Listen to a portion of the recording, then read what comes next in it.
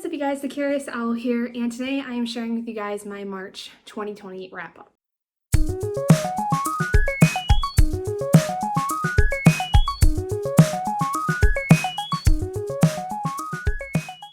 So as many of us know, 2020 so far has not been the best year in terms of very bad things happening, March being probably one of the worst months that I think the entire world has had thus far with this whole COVID-19 thing.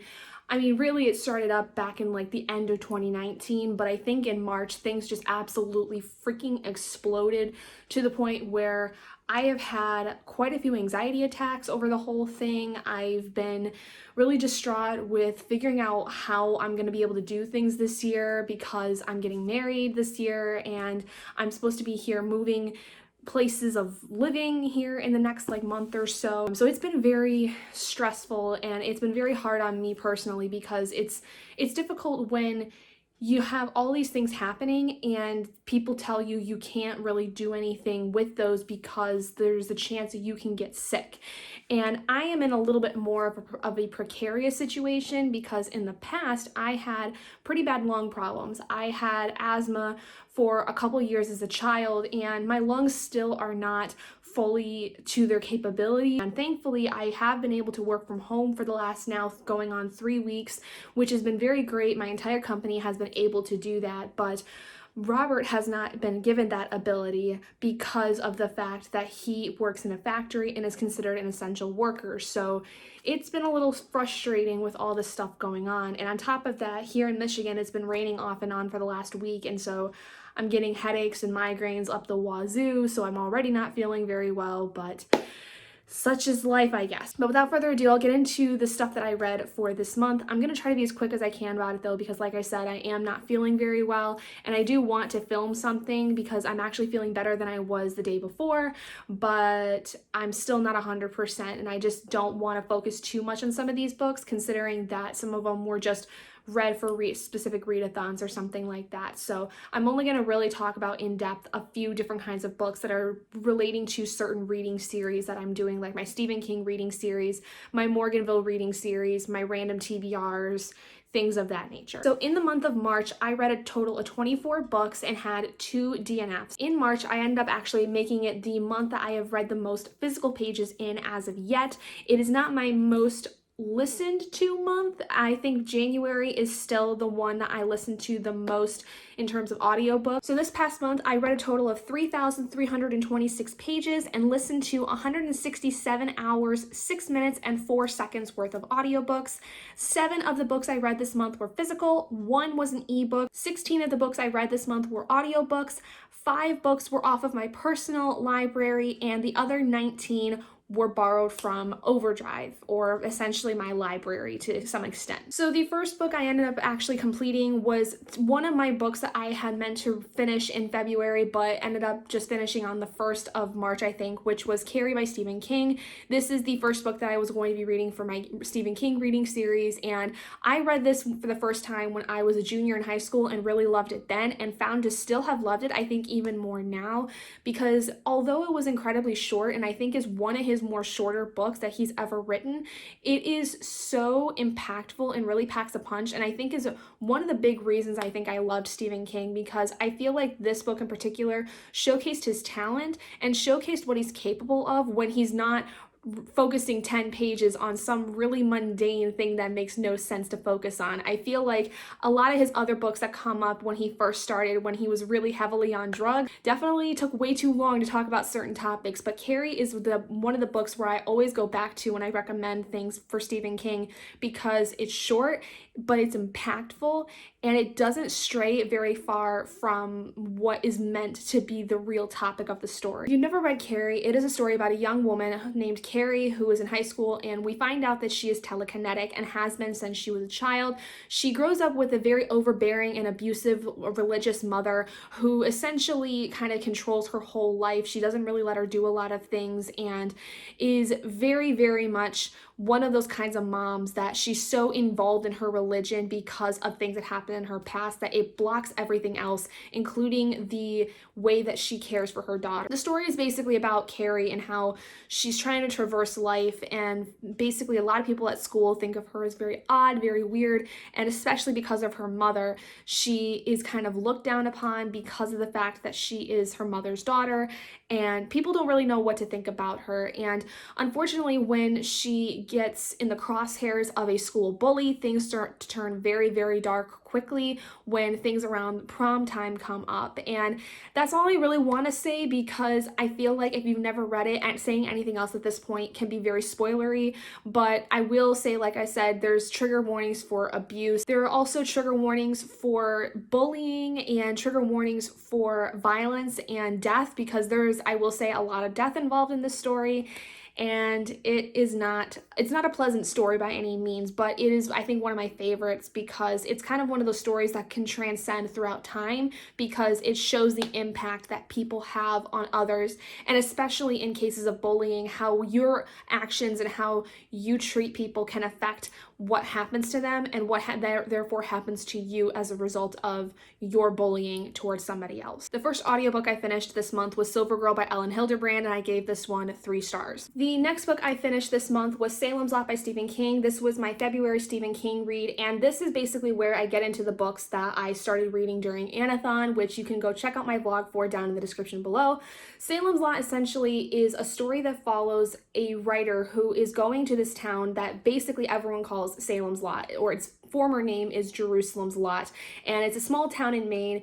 And this writer, we find out, is going back to this town because there is this house that is in this town that he thinks is haunted in some case, because it was the site of a very gruesome set of murders of children back 20-30 years ago, basically, from this point of the story. And he as a child thought that he saw the ghost of the man that committed these murders when he had hung himself. And it's very dark and sinister, and there's this underlying tone, though, throughout the town that is a lot more sinister than that itself, because there are children that start to go missing when this writer is in this town. People start going missing, and people start actually hurting each other in this town. Like, people are popping up either dead or just completely missing, and then coming up again as some kind of weird, unearthly like creature. And so this writer teams up with a lot of different people in this town to try to find out what exactly is happening and who is essentially behind all of these crazy things happening in this town. I think in general with Stephen King, you can only say so much without giving a lot away. So I'm gonna leave it at that, because to say anything more I think would really spoil in terms of the ending of the story, because you don't really find out what exactly is causing these problems in this town until the very end of the story. But it is heavily foreshadowed, and the only reason I gave this one a 4 stars, I felt like this is where especially Stephen King, I think, takes way too long sometimes to talk about certain events. And the first couple hundred pages of the story, there's a lot of perspectives of dealing with different kinds of people in the town, and I didn't really see the point of that until much later in the story, when we start to really understand what's going on in this town, and then the other perspectives outside of the writer made sense. I found it just to be really kind of overdrawn, and a lot of times just really overextended. I feel like that there was so much of the story that could have been cut in a lot of ways, but I do think that there was some importance to having multiple perspectives of different townspeople, because it did give a lot of sinister feelings in terms of understanding what's happening in this town, what's happening to the people of this town. This had counted for, I think, my paranormal and my mystery thriller prompts for ANAthon, if I'm not mistaken. The next audiobook I finished was The Chemist by Stephanie Meyer. This was, I think, my general adult book pick for ANAthon, and it was also my audiobook pick for ANAthon as well. So The Chemist is one I tried to read in November, but ended up DNFing it because I was having a hard time listening to audiobooks over the course of November, and so then I decided to pick it up again this month, and I will say I actually massively enjoyed it and ended up giving it a 4 out of 5 stars. Then I read Monstrous Volume 2, The Blood by Marjorie, and Takeda. This ended up taking up 2 prompts for ANAthon, as well as being my graphic novel or comic book choice and my fantasy fantasy pick for ANAthon. I ended up giving this a 4 out of 5 stars as well. The next audiobook I listened to was Water for Elephants by Sara Gruen. This was kind of a late addition to my ANAthon TBR because I decided to shift some stuff around with the fact that one of my picks, Fire and Blood, I decided to take a lot more time to sit with and actually read through a lot more in depth than I think I would have if I had used it for ANAthon. So I kind of switched some things around and I ended up picking up Water for Elephants on a whim, and I really enjoyed this story a lot. I gave it a 5 out of 5 stars. It is probably one of my more favorite historical fiction books I've ever read, and that was essentially what I picked it for when it came to my ANAthon reads. It was for the historical fiction prompt. The next audiobook I listened to, which I read at the end of ANAthon, essentially it was like not even really for ANAthon, but I had listened to it towards the tail end of the actual readathon itself, was Shiver by Maggie Stiefvater. I did listen to the audiobook, but I do have a physical copy of it. I gave this a 3 out of 5 stars. The next audiobook I listened to was The Canterville Ghost by Wilde. This was just a random whim pick that I did for the month, and I gave this also a 3 out of 5 stars. Then I also listened to the audiobook for The Invisible Man by H.G. Wells, which I also gave a 3 out of 5 stars. Then I listened to the audiobook for Scarlet by Marissa Meyer. I really enjoyed this one a lot. I ended up giving this one a 5 out of 5 stars and had planned on listening to Crest during the Royal Weekender at the end of the month, but was unable to as my library copy of it did not come in time when I was on hold for it. The next audiobook I completed was for The Raven Boys by Maggie Stiefvater. I gave this a 2 out of 5 stars. I did not enjoy it by any means, and I will be unhauling my physical copy of this book. The next book I finished in the month of March was Red, White, and Royal Blue by Casey McQuiston. I absolutely loved this novel. I found it to be so endearing and so sweet, and I ended up giving it a 5 out of 5 stars. The next book I read was my January pick for my library lottery series, and that was Chloe in India by Kate Darnton. This is following a young girl named Chloe whose family essentially up and moves to India due to her mother's work, and it's essentially her trying to traverse her life as she moves to this place in India and meets a girl who comes from a little bit more of a poorer family, and she really starts to see some of the more detrimental things about her life and how she lives, and essentially learns a lot how India in a lot of ways is not so very different than America due to the fact that there's a lot of disparity when it comes to classes and different kinds of income related things that are within this one town. And she learns very quickly that it is not something to mess with, because sometimes if you mess with people higher up, it can cause some problems. And I really liked it. I think that it was honestly really good for a middle grade story. I just found that sometimes I didn't really care for Chloe because she just seemed to be so fixated a lot of times on the fact that her family had to move. I feel like, yes, for a while a child would get really thrown off by the fact that, you know, she had to move all the way into another country, away from all her friends and a lot of her family. But I think her older sister had the better idea of it, where she was supposed to make the best of it. And Chloe is just not that kind of a girl, I realize. And so I feel like that I just didn't connect with her in a lot of ways, because I think in her position, I would have been more like her older sister, where I would have tried to make things better than they are. I would try to make the best of things as I would go on. The next book that I actually ended up DNFing was my February library lottery pick, which was The Uninvited by Tim Wynne Jones. This, I just felt very unenthused by it. I didn't really get into the story very well. I got through probably about 50 pages of it or so, and I just was not amused. I was not really gripped by the story. If anything, I just felt very uneasy, and even though I like sometimes to feel uneasy by thrillers, I just didn't feel uneasy to the point where I wanted to know more of the story. I was just very uncomfortable, and I didn't really seem to like what was going on in the story. I didn't like the characters very much. I didn't feel like I liked the main girl specifically. Felt like she was just kind of too okay with everything that was going on. The next audiobook I listened to was Interworld by Neil Gaiman and Michael Reeves, and I gave it this a 3 out of 5 stars. Then I listened to The Inn by James Patterson and Candace Fox, which I gave a 2 out of 5 stars. Then I listened to the audiobook for All the Light We Cannot See by Anthony Doerr, which I also gave a 2 out of 5 stars. Then I listened to the audiobook for The Girl Who Played with Fire by Stieg Larsson, which I gave a 3 out of 5 stars to. Then I listened to the audiobook for Mockingjay by Suzanne Collins, the final book in the Hunger Games trilogy, and gave it a 2 out of 5 stars. Then I listened to also the audiobook for NYPD Red by James Patterson and Marshall Camp, which I gave a 4 out of 5 stars to. I then read the book The Shining by Stephen King. This was my March Stephen King reading pick, and I gave this a 3 out of 5 stars because while I enjoyed a lot of what the elements of the story were, and I really loved the fact that I finally read this book for the first time, and I really see why a lot of people love this story, and am actually really interested to watch the Jack Nicholson movie version of it, and maybe even the made-for-TV version of this book. I just felt like, again, with how I felt with Salem's Lot, there was so much of the story that could have been cut out. I really enjoyed the first 25% of the book, and the last 25% and the middle 50 I felt like could have been cut down so much because there was a lot of unnecessary things happening. Like, there were some really important things about Jack and about Dani that were very, very important to the story in terms of how they were essentially dealing with all these different demons that they have within themselves, and how Dani was working with his abilities that he has in this story. But I felt like the middle 50% of the story was just really unnecessary in a lot of places, and it could have been cut down tremendously. If you don't know what The Shining is about, if you've never read the books or watched any of the movies or anything regarding it, it is a story about essentially a family headed by a man named Jack, who takes his family essentially to this hotel in the mountains in Colorado to take care of it during the winter because unfortunately he had lost his prior position due to an altercation with a student that he had worked with in the school that he was working at.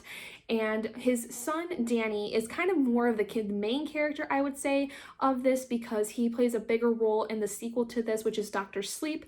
And Dani, essentially, you find out, has this, it is kind of telepathic in some sense because he can kind of read people's minds and understand their thoughts, but he's also able to see things, visions of things that might happen, things that might not happen, various different things like that. And he's able to feel the feelings and emotions of other people drastically. And so the story is essentially how they're in this hotel for an entire winter and how they fare, because this hotel seems to have a lot of ghosts and a lot of different things going on with it that Dani is trying to figure out.